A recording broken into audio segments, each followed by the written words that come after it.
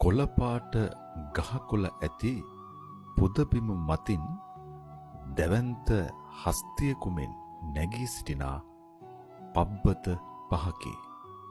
ඒවා නෙරු අතරින් වෙන්ව පවතී. ඒවා එකිනෙක යා කරමින් යකඩින් තැනූ පාලම් වත්මනෙහි දකින්නට ලැබේ. 1974 වර්ෂයේ මේ සංවේදී පරිසර කලාපය වනජීවී රක්ෂිතයක් කළ බව සඳහන් වේ.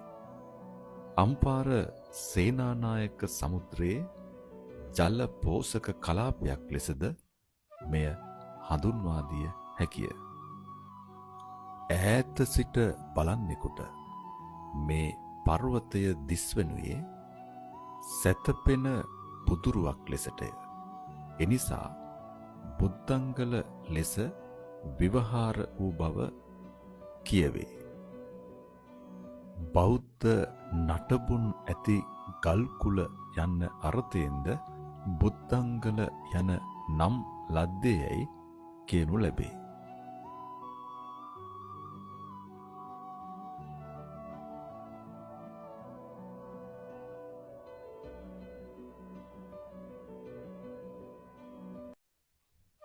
නැගෙනහිර අම්පාර දිස්ත්‍රික්කයට අයත් බුද්ධංගල අරණ්‍ය සේනාසනය වනාහි අතීත රජ දවසෙහි අරිහතුන් වහන්සේලා වැඩ සිටිය මහා පිම්බිමකි.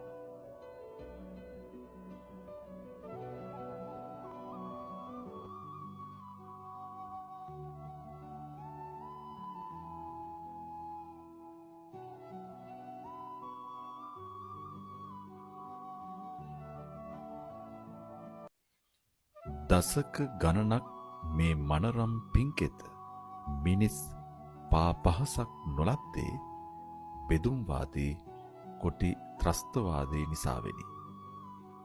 මෙරට එක්සේසත් කළ දුටුගැමුණු මහරජුගේ සොයුරු සද්ධාතිස්ස මහරජුගේ රාජ්‍ය අනුග්‍රහයක් ලැබූ සේනාසනයක් බව ඉතිහාසයේ සඳහන් වේ.